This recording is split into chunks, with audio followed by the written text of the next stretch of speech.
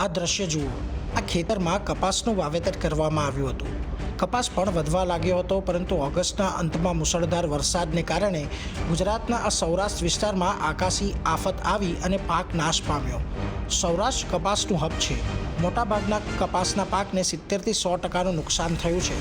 Hectare દીઠ લાખોની loan પર લેવામાં આવી છે, પરંતુ પાક નિષ્ફળ જવાને કારણે હવે ખેડૂતો લોન ચૂકવવાની સ્થિતિમાં નથી।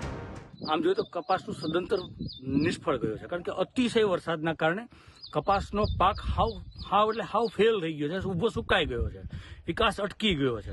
એટલે અમારે હવે આ ચાલુ વર્ષે પાક ધિરાણ ભરી શકાય એવી ક્ષમતા નથી। એટલે અમે તો સરકારને એવું કહીએ છીએ કે સરકાર અમને 2016માં બનેલો રાઇટ ઓફનો જે કાયદો છે એ અંતર્ગત તમામ ખેડૂતોના દેવાઓ જે કૃષિ લોન છે એને રાઇટ ઓફ કરે એવી અમે આશા રાખીએ છીએ।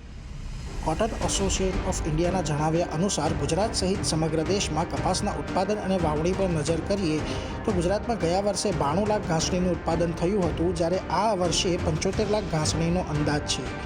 ગયા વર્ષે આખા દેશમાં 3.30 કરોડ ઘાસડીનું ઉત્પાદન થયું હતું, જ્યારે આ વર્ષે 2.9 કરોડ ઘાસડીનો અંદાજ છે। ઉત્પાદનમાં ઘટાડો થવાની સંભાવનાને કારણે કપાસની પ્રતિ ઘાસડીના ભાવમાં ₹3000નો વધારો થતાં હાલ ભાવ 60,000 થયો છે। કિંમતમાં ઘટાડો થવાની શક્યતા ઓછી છે। હવે યાન અને તૈયાર કપડાં મોંઘા થવાની પૂરી શક્યતાઓ છે।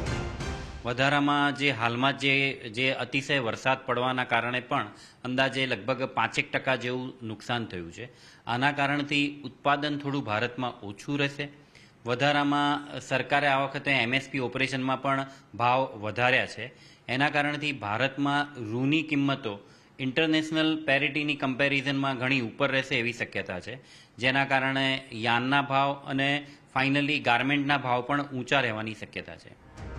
કપાસ અને તેનાથી સંબંધિત વસ્તુઓ દરેક વ્યક્તિના જીવનનો એક ભાગ બની ગઈ છે। જોકે વધુ પડતા વરસાદને કારણે કપાસનું ગણિત સાવ ખોરવાઈ ગયું છે। કપાસની ખેતી બરબાદ અથવા તો ઓછી થવાથી માત્ર ખેડૂતોને જ નુકસાન નથી, પરંતુ જ્યારે તહેવાર આવશે ત્યારે આ જ કોટનમાંથી બનેલા કપડાં પણ મોંઘા થાય એવી પૂરી સંભાવના છે। કેતન જોશી, અમદાવાદ।